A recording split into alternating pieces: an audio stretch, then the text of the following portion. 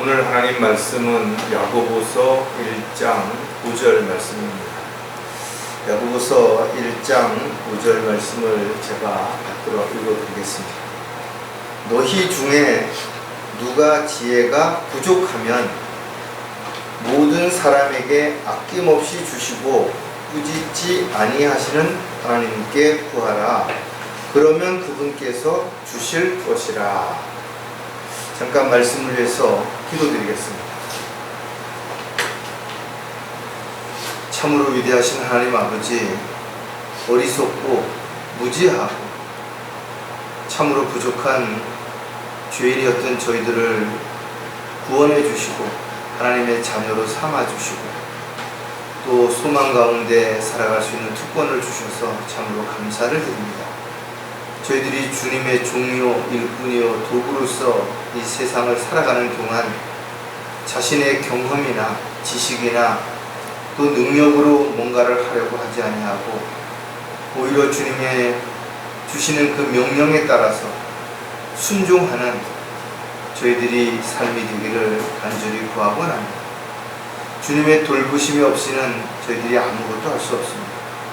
주님이 주시는 지혜가 아니고서는 하나님을 기쁘시게 해드릴 수도 없고 하나님께서 맡겨주신 일들을 감당해 갈 수도 없습니다. 저희들이 필요할 때 주님 앞에 무릎 꿇게 하시고 또 주님 앞에 무릎 꿇고 기도할 때 필요한 능력과 지혜와 또 모든 환경과 여건들도 조성해 주시는 것을 저희들이 잊지 않고 항상 기억하는 가운데 낙담하거나 좌절하지 않도록 도와주시옵소서. 오늘도 말씀 위에 기름 부어주셔서 저희들이 그 말씀이 마음판에 잘 새겨지고 또 한 주를 살아가는 데 있어서 위로와 힘이 될 뿐만 아니라 또 잘못된 부분들을 정확하게 분별하고 제거하고 고쳐나갈 수 있는 잣대요 최종 권위가 될 수 있도록 도와주시옵소서. 다시 오실 우리 주 예수 그리스도의 이름으로 기도드렸습니다. 세상에서 가장 지혜로운 사람을 바로 성경은 솔로몬이라고 기록을 하고 있는데 앞으로도 과거에도 현재에도 솔로몬과 같이 지혜로운 사람은 없을 것이다 그랬습니다. 아무리 세상이 바뀌어지고 사람들이 많은 것들을 알고 있다 하더라도 결국은 솔로몬이 가르쳐주는 잠언이라든지 전도서에 기록되어 있는 그런 지혜로운 말씀에 미치지 못하게 된다라는 거예요. 그렇다면 솔로몬이 처음부터 이렇게 지혜로웠던 사람인가? 그렇지 않다라는 거예요.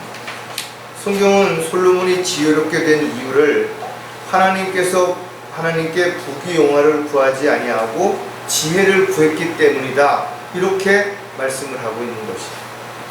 하나님께서 솔로몬에게 지혜와 명철을 넘치도록 주시고 넓은 마음을 주셔서 해변에 있는 모래와 같았으니 솔로몬의 지혜가 동방나라의 모든 자손의 지혜와 이집트의 모든 지혜보다 뛰어남이라 그랬습니다. 이 세상에는 지혜로운 사람들이 있죠. 또 지혜롭지 못한 사람들이 있습니다. 지혜롭지 못하면서 지혜로운 척하는 사람들도 있어요.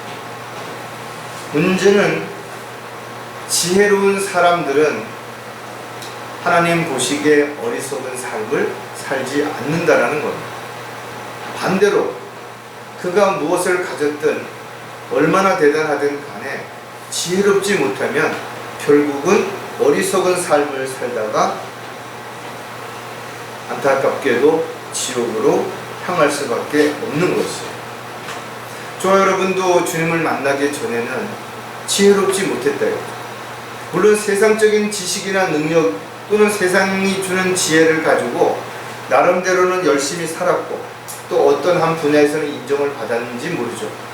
그러나 위로부터 오는 지혜를 우리가 받기 전에는 여전히 눈에 보이는 것에 마음을 두고 세상에 또 세상에 있는 것들에 마음을 뺏긴 채 그렇게 어디로 가는지조차도 모른 채 살아왔던 것이죠. 세상에 똑똑한 사람 많죠. 많은 지식을 가지고 있는 사람들도 많습니다. 그런데 왜 그들이 지혜로운 삶을 살지 못하는 것인가 이거죠. 지혜가 없기 때문에 그런 거죠. 지혜가 없는 이유는 그들이 지혜를 주시는 하나님 앞에 구하지 않았기 때문에 그렇다라는 거예요. 따라서 저와 여러분이 주님을 만나기 전에 부르심을 받았을 때도 지혜로웠기 때문에, 능력이 있었기 때문에, 힘이 있었기 때문에, 열정이 있었기 때문에 주님이 우리를 부르신 것이 아니에요.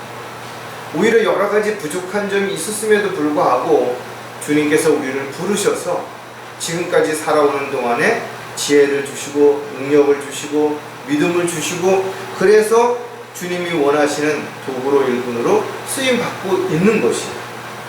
고린도전서에도 보면 너희는 너희 부르심을 보라. 부르심을 받은 자들은 육신을 따라 지혜로운 자가 많지 않고 권력 있는 자도 많지 않으며 좋은 가문에서 태어난 자도 많지 아니하니라.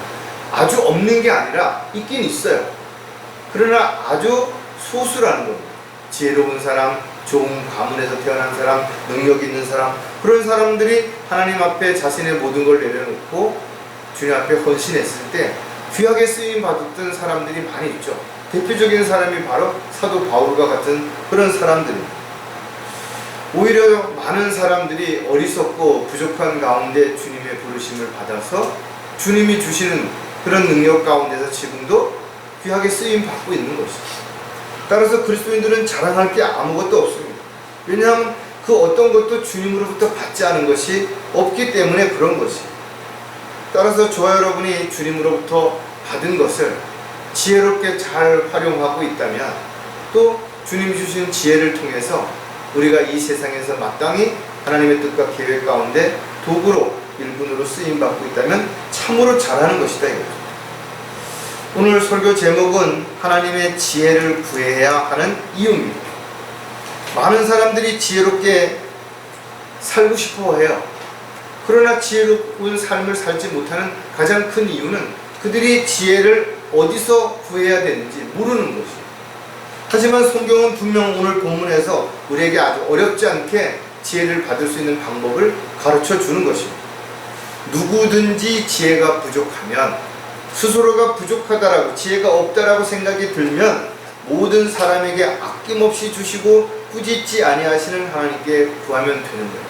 우리가 지혜를 많이 달라고, 특별한 지혜를 달라고, 대단한 지혜를 달라고 우리가 기도한다고 해서 꾸짖지 아니하시는 것이, 반드시 주시겠다고 약속하셨고 구하는 자에게는 반드시 주시는 것입니다.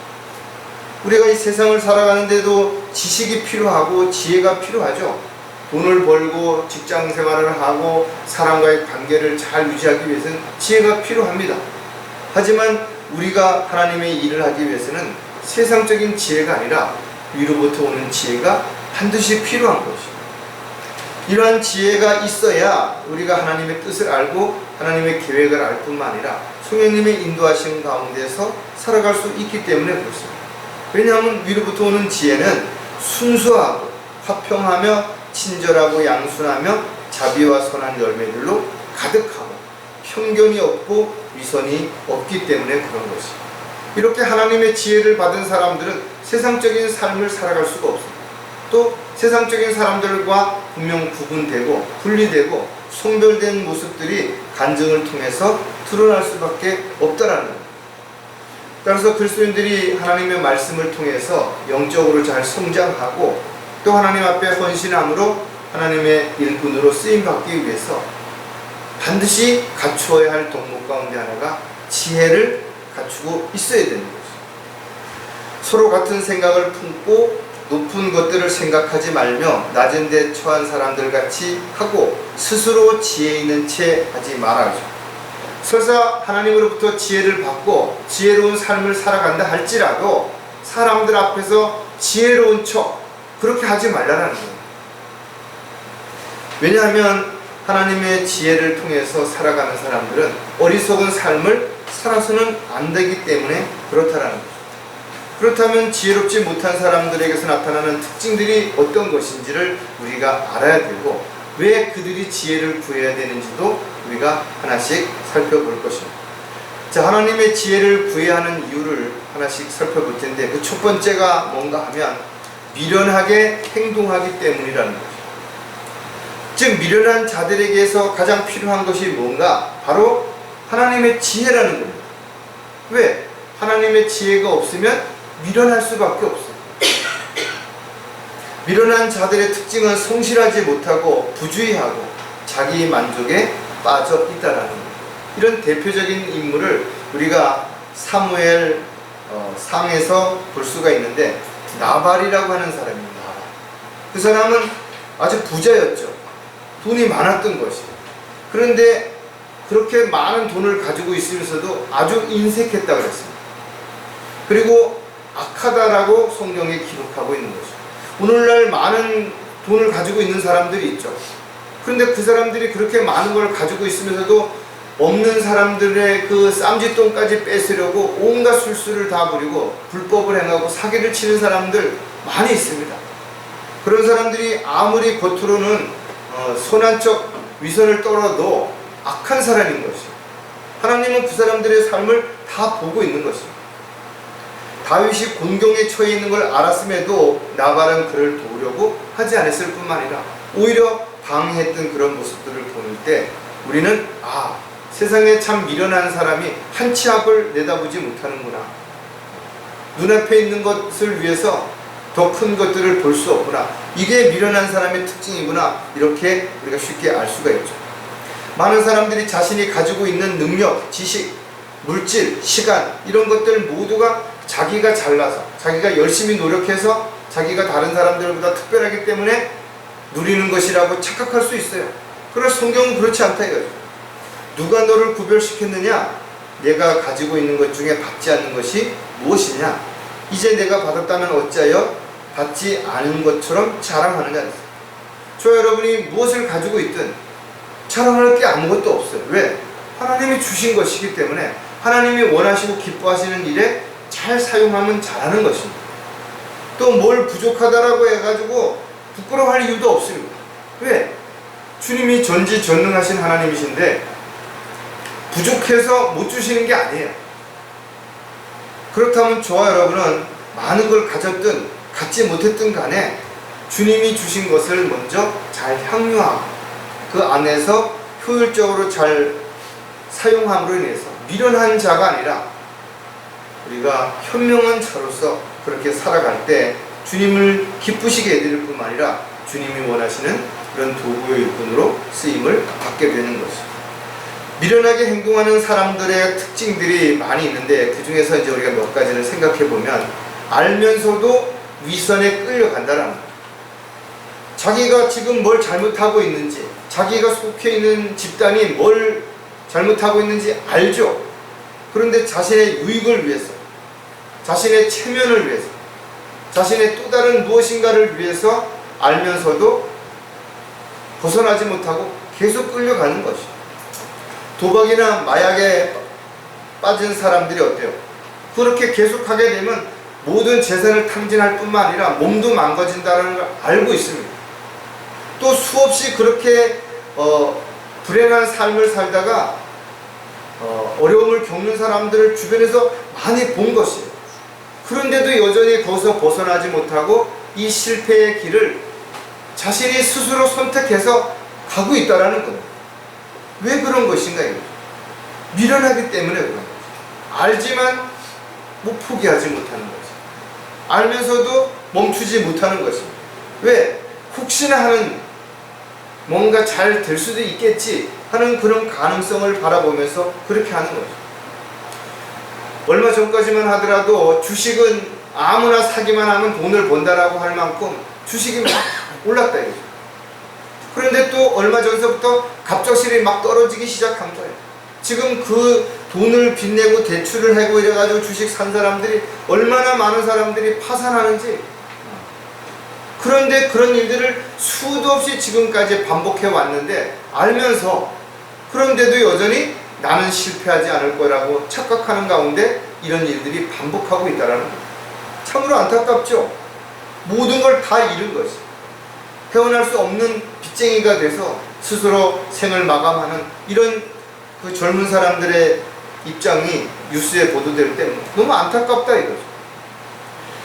갈라디아서 2장 13절에 보면 다른 유인들도 유대인들도 마찬가지로 그와 함께 위선을 행하니 심지어는 바나바까지 또 그들의 위선에 끌려가더라. 바나바가 누구예요?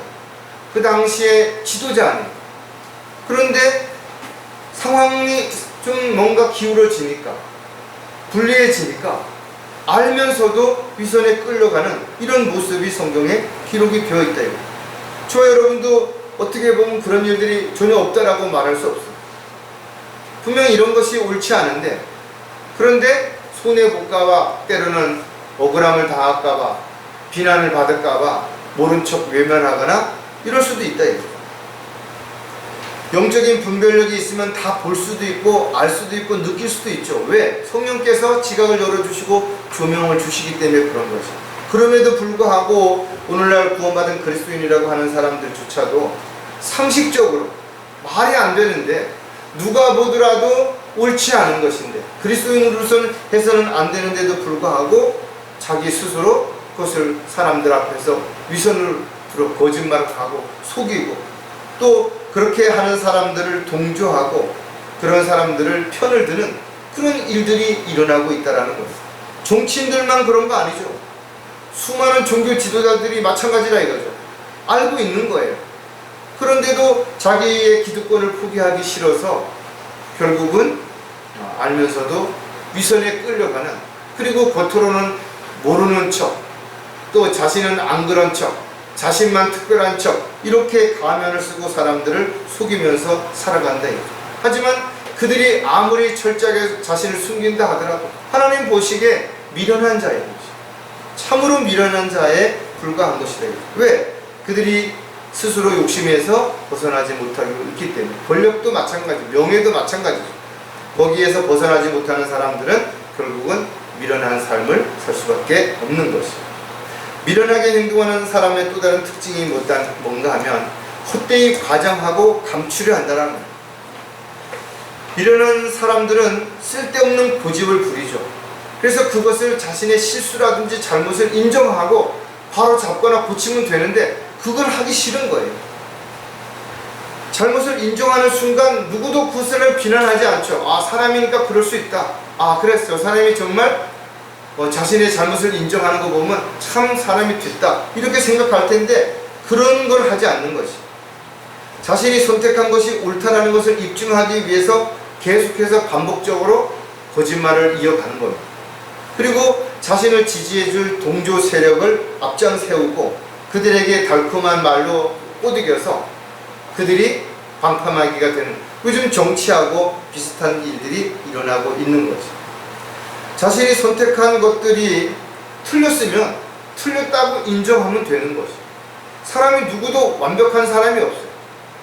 그리고 있는 그대로를 말하면 되는데 과장하게 부풀린다든지 아니면 지나치게 축소시킨다든지, 그래서 자신의 현실을 감추려고 하는 이런 모든 행동들이 스스로가 현명하다고 생각할지 모르겠지만 하나님 보시기에 얼마나 미련한 것이에요. 왜?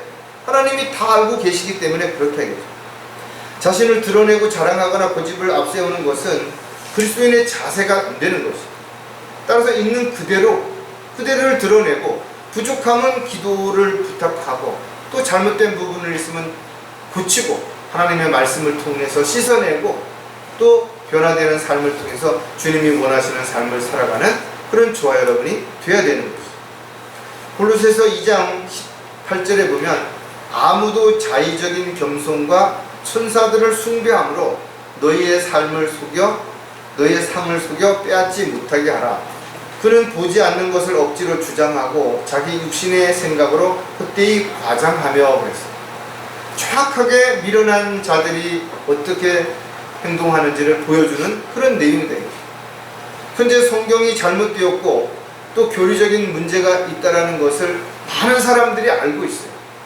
왜냐하면 그들이 끊임없이 공부하고 비교해보다 보면 다 드러나기 때문에 그렇다 이거죠. 그러나 그런 사실을 인정하면서도 끝까지 미련하게 자신의 고집을 포기하지 않는 이유가 현재 자신이 취득하고 있는, 또 얻고 있는, 할 수 있는 이런 것들을 놓치고 싶지 않기 때문에 그렇습니다. 몇 년 전에 올림픽이 끝난 다음에 배드민턴 선수가 자신이 신는 신발이 좀 적합하지 않다. 오래 신으면 발이 좀 아프고 부상 위험도 있고, 그 다음에 순발력도 떨어진다라고 이야기했을 때 많은 사람들이 뭐라고 얘기를 했냐면 그거 충분하다. 자기들도 신어봤는데 사용하는데 전혀 문제가 없다 라고 이야기를 했어요. 그런데 실질적으로 그 이후에 신발도 바꾸고 이러면서 아주 많은 부분에서 활약이 두드러지게 나타났죠. 다시 말해서 전문가의 입장에서 보면 아주 작은 것들이 그에 걸림이 되고 방해가 되고 또 기록을 이렇게 세우는 데 있어서 문제가 될 수 있어요. 근데 그 정도 단계까지 이르지 못한 사람은 봤을 때 그냥 아무 문제가 없는 거예요.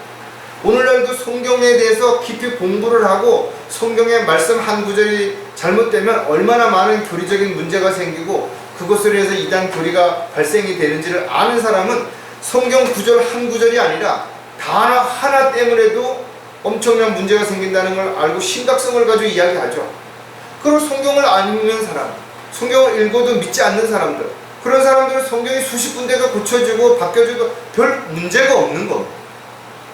왜냐하면 그들은 어리석기 때문에 그런 거예요. 미련하기 때문에 그렇습니다. 자신들이 가지고 있는 그런 많은 부분들만 가지고도 충분하다고 생각하는 거예요. 왜? 그 이상의 단계를 넘어갈 수 없기 때문에 그렇습니다.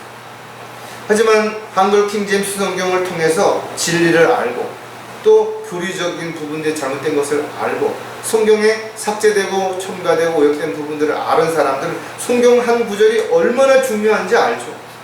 하나님께서 1.1핵도 없어지지 않겠다고 하신 그 말씀의 의미를 아는 사람들만이 성경에 대한 한 구절 한 단어에 더 많은 관심을 가지고 거기에 소중함을 알게 되는 것이죠. 하지만 그렇지 못한 사람들은 끊임없이 과장하고 감추면서 아무 문제가 없다라고 사람을 안심시키고 사람들을 세뇌시키고 있는 것이죠. 자, 미련하게 행동하는 사람의 또 다른 특징이 뭔가 하면 자신조차도 속이려고 한다라는 거예요. 미련한 자들은 모든 것을 속이고 감추고 이렇게 하면서 아무도 모를 것이라고 생각하는 것이죠. 그러나 잠시뿐이라는 것이죠. 때가 되면 모든 것들이 다 드러나는 겁니다. 어떤 것도 감춰줄 수 있는 것이 없는 것이에요. 그들은 나름대로 대책을 세우고 또 다른 문제를 야기시켜서 눈을 가리고 사람들의 이목을 다른 데로 쏠리게 만들고 이렇게 하면서 모면하려고 하죠. 정치하는 사람들이 그렇습니다. 뭔가 문제가 생기면 다른 문제를 이슈를 만들어서 뉴스에 나오게 만들고 사람들로 하여금 거기에 집중하다 보니까 생각이나 또 마음이 분산되게 만들어서 자신들의 잘못을 물타기 하는 그런 일들을 하고 있다 이거죠. 미련한 자는 자신의 지식과 경험과 얄팍한 수법으로 남들을 속이면서 다 속는다고 착각하는 거예요.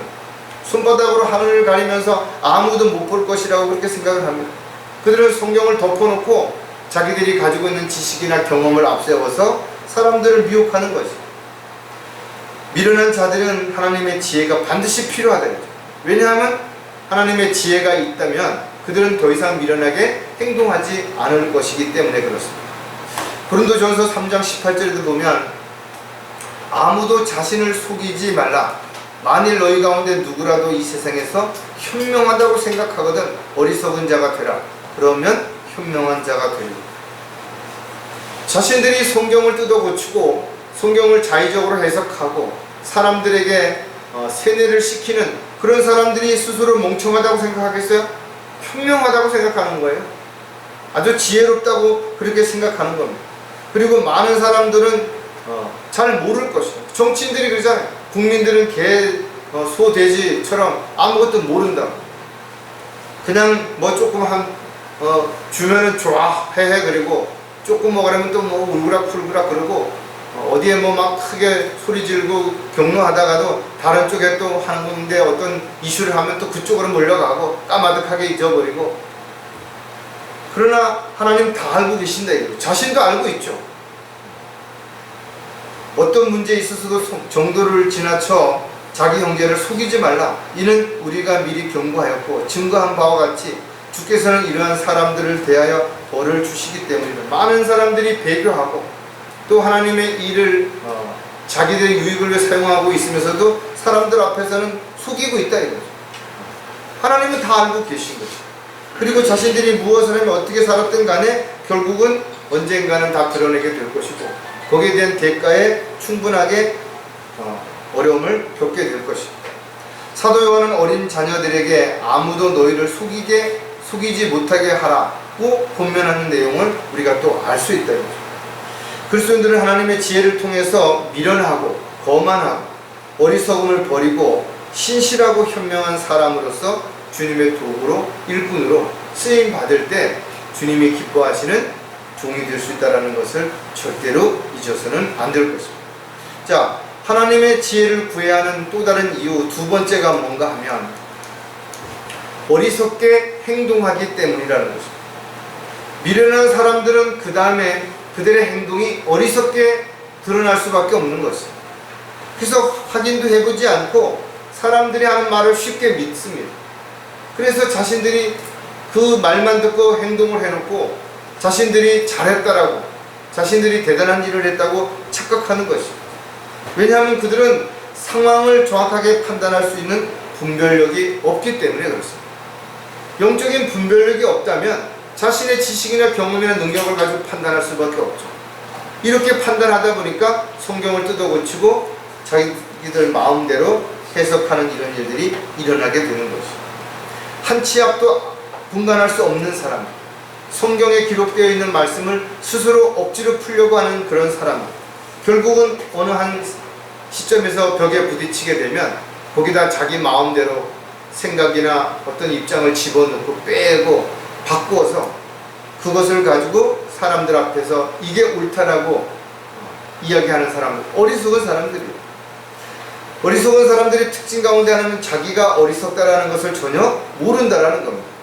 그렇기 때문에 오히려 반대로 자기가 현명하고 똑똑하고 또 다른 사람들보다 특별하다고 그렇게 생각을 하는 것입니다.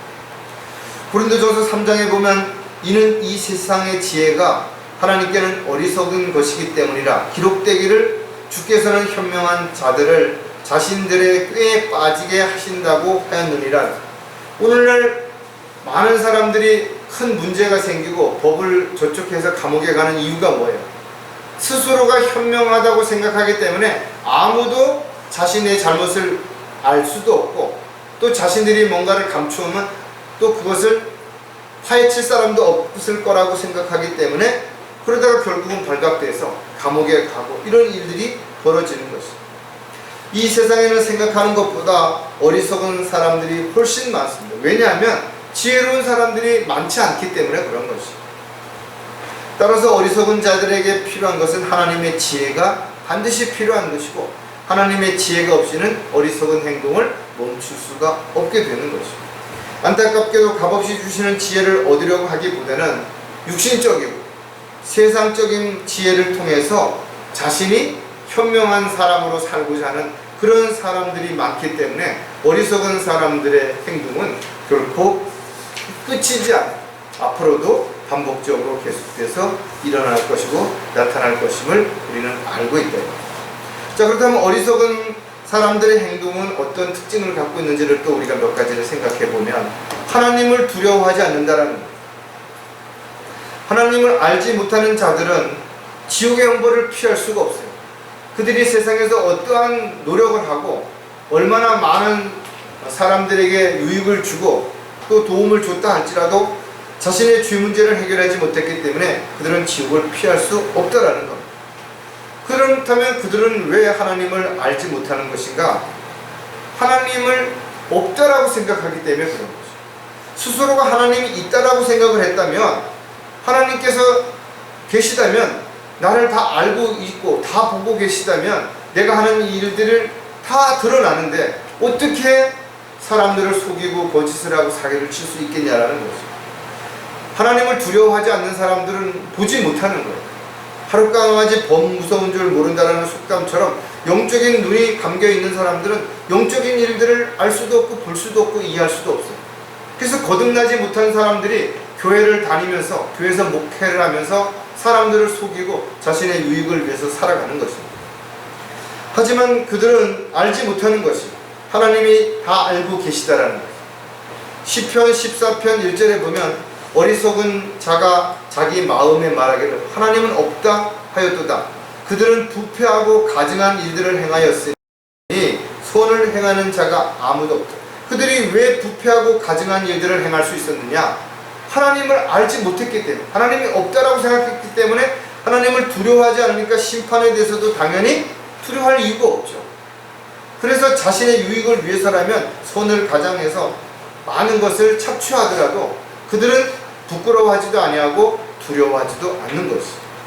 하지만 불가능을 가능케 하시는 하나님을 안다면 그들이 어떻게 하나님을 속일 수 있고 하나님 앞에 그렇게 할 수 있겠냐라는 거예요. 또 구원받은 그리스도인이 하나님을 두려워한다면 어떻게 하나님을 떠날 수 있고 하나님을 외면할 수 있고 또 하나님이 주신 그 소중함을 잊고 살아갈 수 있겠냐라는 거죠. 구원받은 이후에 우리가 하나님의 은혜와 사랑을 잊고 살아간다는 것은 하나님을 두려워하지 않는 것이죠. 하나님이 주신 모든 것들을, 값없이 주시는 것들을 다 잊고 살아가는 것이죠. 수많은 사람들이 눈에 보이는 것에 마음을 뺏긴 채 세상으로 돌아가는 이유다 이거죠. 죄를 용서해 주시고 우리에게 영원히 살 수 있는 영생을 주셨을 뿐만 아니라 천년왕국에서 왕으로 통치할 수 있도록 특권을 주셨음에도 불구하고 하나님을 두려워하지 않는 사람들은 여전히 세상적인 것들에 마음을 빼앗기거나 세상 사람들을 두려워함으로 해서 어리석은 행동을 하며 살아가고 있는 것입니다. 자, 어리석게 행동하는 사람들의 또 다른 특징은 알면서도 실행하지 않는다라는 거예요. 세상에는 몰라서 못하는 사람들보다 알면서 하지 않는 사람이 훨씬 많습니다. 왜? 그들은 스스로가 어리석다고 생각하지 않고 알면서도 하지 않았을 때 얻는 유익이 더 클 것이라고 착각하기 때문에 그런 것이죠. 구원받지 못한 사람들에게 가장 중요한 일은 바로 자신의 죄를 인정하고 구원받는 것입니다. 근데 교회를 다니는 수많은 사람들이 자신이 구원을 받았는지 안 받았는지도 잘 모르면서 성경에 기록되어 있는 하나님의 말씀이 진리인지 아닌지도 잘 모르면서 열심히 봉사하고 헌금을 내고 어려운 사람들을 도와주면서도 여전히 영적 무지한 가운데서 살아가고 있다 이거죠. 왜 그런 것인가요? 그들이 더 소중한 것이, 더 가치 있는 것이, 더 의미 있는 것이 하나님께서 원하시는 것이 무엇인지를 모르기 때문에 그런 것이죠. 그들이 모르는 이유는 성경을 모르기 때문에 그렇습니다. 하나님을 잘 알지 못하기 때문에 그런 것이죠. 하지만 세상에는 구원받은 이후에 영적으로 잘 성장하다가도 곁길로 가는 사람들도 있어요. 믿음에 대해서 이탈하는 사람들도 있어요. 왜 그런가요? 알면서도 그들은 그것을 실행하는 과정에서 현실적으로 고난과 역경과 손해와 문제가 있다라는 것을 알기 때문에 그런 것입니다. 마태복음 7장 26절에 보면 나의 이 말을 듣고 행하지 않는 자는 누구나 자기 집을 모래 위에 지은 어리석은 사람과 같으니라고 말씀하시니라. 오늘날 많은 사람들이 종교적인 삶을 살아가죠. 그 사람들이 어리석게도 자신들이 행하는 모든 것들이 모래 위에 지은 집처럼 주님 앞에 서게 되는 날 다 무너져 내린다 이거죠. 심지어는 종교인들 가운데 상당수가 주님 앞에 서지도 못하는 거예요. 그리스도의 심판석 앞에 서지도 못하고 오히려 백보자 심판석 앞에 죄의 신분으로 나오게 될 거라는 것을 우리가 알고 있기 때문에 참 안타깝죠. 저와 여러분은 하나님의 종으로서 주님의 뜻을 알았고 계획을 알았다면 자신을 낮추고 겸손하게 섬기는 자로서 주님의 도구로 쓰임받을 수 있어야 됩니다. 따라서 많은 것을 아는 것 중요하지만 더 중요한 것은 우리가 알고 있는 지식을 실행에 옮김으로 인해서 열매 맺는 삶이 반드시 이루어져야 되는 것입니다. 여기가 좋사오니 이 정도면 충분하다라고 우물한 개구리처럼 그렇게 살아서는 안 되는 것입니다. 언제든 주님이 원하신다면 주님께서 더 큰 일을 맡기신다면 또 더 많은 일을 할 수 있는 기회를 주신다면 자신의 모든 것을 아낌없이 다 내어놓을 수 있는 헌신된 마음을 가지고 준비되고 또 기도하면서 살아가는 그리스도인들은 결코 어리석게 행동하지 않죠. 언젠가 우리가 주님이 더 크게 쓰시고자 한다면 우리는 자신이 가진 것을 또 하는 일을 모두 멈추고 주님 앞에 내어놓고 달려갈 수 있다면 저와 여러분은 반드시 주님께서 더 필요하실 때 사용하는 귀한 도구요 일꾼이 반드시 될 것입니다. 자, 어리석게 행동하는 사람의 또 다른 특징이 뭔가 하면 자신이 대단한 줄로 착각한다 이거죠. 많은 사람들이 자신이 대단한 줄로 알아요. 이 작은 지역에서 몸 감투라도 하나 쓰면 그 몇몇 모이는 사람들 앞에서 우쭐대고 세상을 다 가진 것처럼 착각한다 이거죠. 그러나 우리가 조금만 더 시야를 넓혀보면 우리가 살고 있는 이 지역에서 강원도가 있고, 강원도는 또 우리나라의 한 도에, 작은 도에 불과하고, 우리나라는 전 세계 수많은 국가 중에 또 한 나라에 불과하고, 이 지구는 태양계의 아주 작은 하나의 행성인 것이고, 태양계 역시 우주 안에, 은하계 안에는 작은 또 하나의 어떤 모임에 불과한 거 아니에요. 그런 은하계가 7천억 개가 넘는, 또 그것을 만드시고 운행하시는 하나님 앞에 인간이 얼마나 하찮은 존재인지를 아는 사람이라면 자신을 자랑하고 자신이 뭐 대단하다고 그렇게 우쭐댈 사람이 과연 어디 있겠냐라는 것이죠. 저와 여러분은 세상 사람들이 볼 때는 아무것도 가지고 있는 것 같지 않지만 우리는 많은 걸 가지고 있다. 영원히 살 수 있는 영생을 가지고 있고, 우리는 다시 부활의 소망을 가지고 영광스러운 주님의 몸과 같이 변모될 것이라는 것을 알고 있는 것이죠. 에레미야 선지자는 에레미야 9장 23절에서 주가 이같이 말하노니 현명한 자는 자기 지혜를 자랑하지 말며 용사는 자기 힘을 자랑하지 말고 부자는 자기의 부를 자랑하지 말라는 것입니다. 부자도 부를 자랑하지 말고 힘 있는 용사도 힘을 자랑하지 말고 지혜롭다고 생각하는 사람도 지혜를 자랑하지 말라는 거예요. 왜냐하면 이 모든 것을 주시는 것은 하나님이 주시는 것이에요. 각 사람에게 맞춰서, 각 사람의 그릇에 따라서, 또 각 사람이 사용되는 일에 따라서 하나님께서 거기에 맞춰서 주시는 것입니다.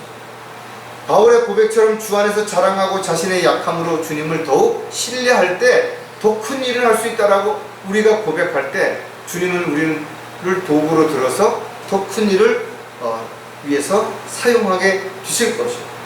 저 여러분이 지금까지 어떻게 살아왔든 어떤 일을 해왔든 자신의 업적을 자랑할 게 아무것도 없습니다. 그냥 주님이 인도하시는 대로 순종하며 살아왔다라고 이야기하면 되는 거예요. 또 지금 앞으로 자신이 무엇을 할 수 있는 힘이나 능력이나 지혜가 있다라고 해서 자랑할 수 있고 호언장담할 게 아무것도 없다 이거죠. 때가 돼서 주님이 허락하셔서 그 일을 하게 된다면 잘하는 거예요. 저 여러분은 주님의 손에 들려있는 도구에 불과한 것이지 도구 자체가 뭔가를 알아서 할 수 있는 것은 아무것도 없다라는 것을 인정할 때 우리는 주님에게 쓰임받는 도구로서의 역할에 충실할 수 있게 되는 거죠.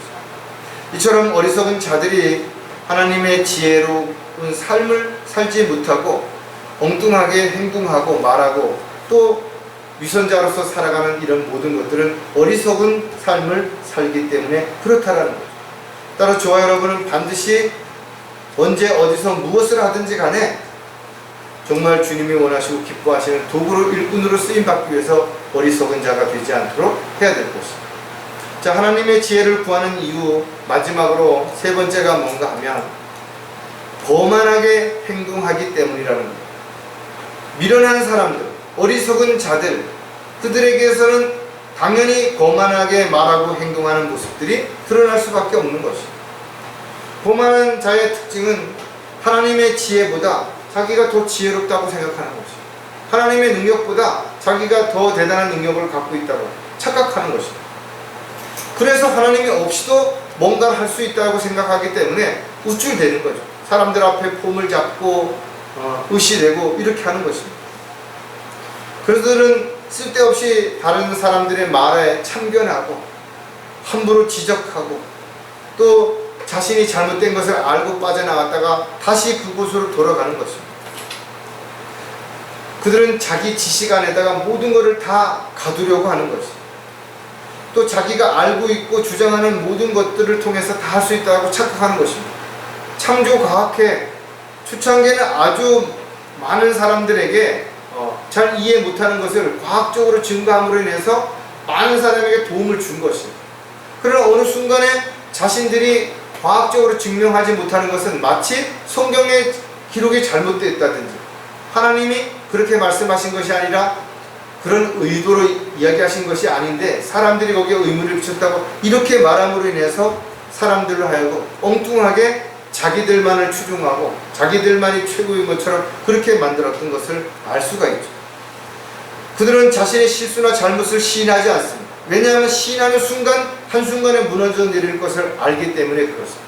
그래서 거만하게 행동하는 사람들은 자신의 뭔가가 들통이 날아가려면 또다시 모습을 바꾸죠. 또 자기가 했던 말을 바꾸는 것입니다. 그래서 끊임없이 사람들로 하여금 끌려오게 만드는 이런 역할을 하는 것이 바로 거만한 사람들의 특징 가운데 하나인 것입니다. 자신들이 다른 사람들보다 항상 더 낫다고 생각하고 있죠. 더 자신들이 더 특별하다고 착각하고 있는 것입니다. 그렇기 때문에 그들은 자신들의 거만한 행동을 전혀 알지 못하고 그런 것들이 잘못됐다라고 다른 사람에게 피해를 주거나 상처를 주거나 고통을 준다고 전혀 생각하지 아니하고 오히려 위로를 해주고 도움이 된다라고 착각하고 있는 것입니다. 저와 여러분이 무엇을 가졌든 하나님이 주신 것이라면 감사해야죠. 또 올바르게 잘 사용해야 될 것입니다. 어떤 재능이 남보다 더 많든지 물질이 더 많든지 시간이 많든지 능력이 많다면 잘 먹고 잘 살고 대접받고 인정받으라고 준 것이 아니라는 것을 먼저 알아야 됩니다. 더 많이 일해야 되고 더 많이 노력해야 되고 더 많이 참아야 되고 더 많이 앞장서야 되는 것임을 우리가 기억한다면 절대로 거만하게 행동할 수 있는 사람은 없을 것입니다. 따라서 하나님의 도구로 일꾼으로 쓰임받는 그리스도인들은 거만하지 않을 수밖에 없고 거만하게 사는 삶을 살 수 없는 이유는 그가 하나님이 주신 모든 것들을 알았기 때문에 그렇습니다. 또 인정하기 때문에 그렇다라는 거예요. 자, 어리석은 자로 사는 사람들의 특징도 우리가 또 몇 가지를 생각해 보면 그들이 왜 거만한지를 이해가 될 겁니다. 어디서나 오만하고 포악하다라는 거죠. 이것이 어리석은 자로 사는 사람의 특징 가운데 하나입니다. 그들은 거만하기 때문에 그들 안에 있는 그 교만한 마음을 행동으로 옮기는 데 있어서 주저하지 않습니다. 오, 너 바위 틈에서 거하고 산의 높은 곳을 차지한 자야, 너의 무서움과 내 마음의 교만이 너를 속였도다. 내가 너의 보금자리를 독수리처럼 높게 지었을지라도 내가 거기서 너를 끌어내리라고 하더라. 참 안타깝죠? 많은 사람들이 자기가 대단한 줄 알고 있어요. 오늘날 정치인들이 하는 모습들을 보면 여러분들이 쉽게 이해가 된다 이거죠. 오늘 아침에 우리가 암송 구절에 보면 사람을 다스리는 자는 공의로워야 하며 하나님을 두려워해야 된다 그랬어요. 어떤 고위직에 자신이 임명이 됐다면 또 어떤 책임을 맡을 위치에 있다면 절대 오만하고 포악해서는 안 된다 이거죠.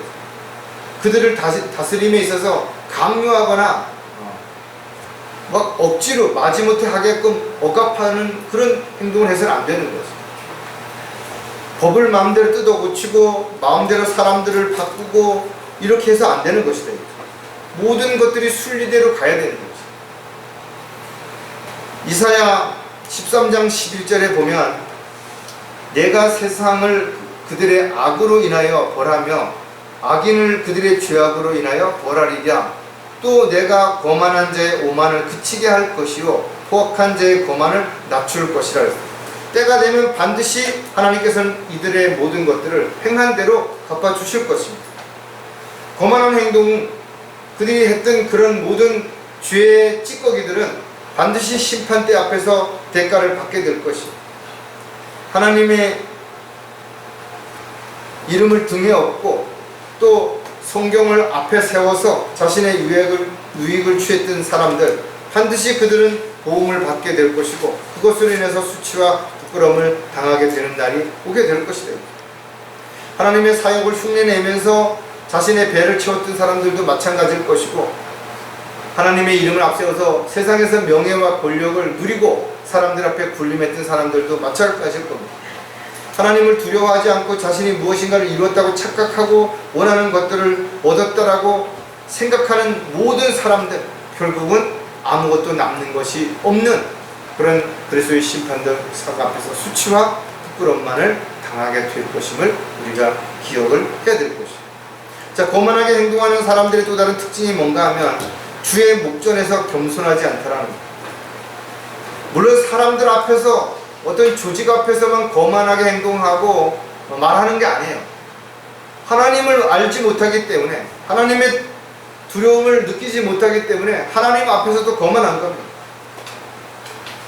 그 광화문 앞에서 집회하는 목사들이가 나와가지고 하는 말을 보면 하나님도 자기 말을 들어야 되고 아무것도 아니라고 이런 식으로 이야기하는 그런 사람 밑에 수많은 사람들이 헌금을 내고 소리를 지르고 울부짖는다. 단지 그들에게 보수를 통합시키는 어떤 이런 명분만 내세웠을 뿐이지 그들은 하나님의 일을 하는 거 아니에요. 그런데도 수많은 사람들은 그걸 모른다. 왜? 스스로가 그것을 분별할 수 있는 능력이 없고 양의 가죽을 쓰고 있는 이리를 구별할 수 없기 때문에 그렇다는 거예요. 하나님을 두려워하지 않거나 사랑하지 않으면서도 얼마든지 사람들 앞에서는 사람들을 속이고 위선자적인 삶을 살아가는 그런 수많은 사람들이 우리 주변에 있기 때문에 모든 것들을 잘 분별하고 판단하고 평가하는 것들이 하나님의 말씀을 통해서 이루어지지 않는다면 수많은 사람들이 실족하게 되는 거죠. 야고보서 4장 10절에 주의 목전에서 겸손하라. 그리하면 주께서 너희를 높이실 것이라. 이스라엘 백성들은 목이 곧은 백성들이죠. 그들은 오늘날까지도 겸손하지 아니하며 그들은 두려워하지도 아니하고 내가 너희 앞과 너희 조상들 앞에 세운 나의 율법과 나의 규례들을 행하지도 아니하느니라. 이스라엘 백성들만 그런 게 아니라 오늘날 구원받은 그리스도인들 중에도 겸손하지 못하고 자기가 뭔가 특별한 것처럼 대단한 것처럼 하나님을 두려워하지 않는 것이죠. 하나님의 말씀 앞에서 믿고 따르지도 않고 순종하지도 않는다. 그런 사람들이 수도 없이 하나님의 일꾼을 앞세워서 하나님의 일을 한다라고 말만 그렇게 하면서 사람들을 속이고 있는 거죠. 그러므로 능하신 손 아래서 겸손하라. 때가 되면 그분께서 너희를 높이시리라. 저와 여러분이 자신을 낮추고 겸손하게 주님의 종으로 일꾼으로 헌신된 삶을 살아간다면 언젠가 때가 되면 반드시 높여줄 때가 오게 될 것이죠. 그때가 멀지 않았다라는 것. 그때까지는 여러분들이 가능하면 자신을 낮추고 겸손한 가운데서 섬기는 그런 자세로 살아갈 때 주님이 기뻐하시는 종으로서 또 일꾼으로서의 삶을 살아가게 될 수 있을 것입니다. 겸손한 사람은 어떤 일도 다툼이나 허용을 따라서 하지 아니하고 오직 생각의 겸손함으로 남을 자신보다 존중하고 자기 일만 돌보지 말고 남의 일도 돌아보라. 이 말씀을 우리가 꼭 기억을 해야 될 것입니다. 자, 거만하게 행동하는 사람들의 특징 마지막이 뭔가 하면 심판을 인정하려고 하지 않는다는 거예요. 세상에는 하나님의 심판을 알지 못하는 사람들도 있죠. 알지만 설마 하고 막연하게 생각하는 사람들도 있고요. 또 그래도 하나님께서 나를 지옥에서 구원해 주셨는데 설마 나를 또 하나님 앞에 그리스도 심판석 앞에서 징계를 내리실까 이렇게 생각하는 사람들도 있습니다. 성경에는 다양한 심판이 기록이 되어 있어요. 죄인들에 대한 심판도 있고 구원받은 그리스도인들의 심판도 있고 또 백보자 심판도 있고 이 세상에서 우리가 아들로서 징계를 받는 심판도 있고 많은 심판들이 있죠. 그때마다 심판을 왜 하는지 어떤 사람에게 심판하는지 장소도 다르고 심판의 내용도 다르고 그 결과도 다른 것입니다. 하지만 분명한 것은 모든 사람은 심판을 받는다라는 거예요. 누구도 심판을 피할 수 없다라는 겁니다. 그런데도 불구하고 여전히 많은 사람들은 심판을 인정하지 않는 것입니다. 자기가 평가를 받고 심판대 앞에 설 거라는 것을 생각한다면 자신을 돌아보겠죠. 자신이 어떻게 살아왔는지 자신이 한 행동들이 하나님 앞에 섰을 때 어떻게 드러날 건지 왜 생각 안 하겠냐라는 거예요. 잠언 19장 29절에 보면 심판은 거만한 자들을 위하여 준비된 것이요 매는 어리석은 자들의 등을 위하여 준비된 것이라 했습니다. 심판을 하나님께서 준비하신 이유가 있죠. 노아의 심판, 우리는 홍수로 인해서 일어났던 그 심판을 알고 있다. 소돔과 고모라의 불로 대한 심판 우리는 알고 있다. 왜? 거만한 자들을 심판하기 위해서, 죄진 자들을 위해서, 하나님을 대적하고 반역을 꾀한 사람들을 심판하기 위해서.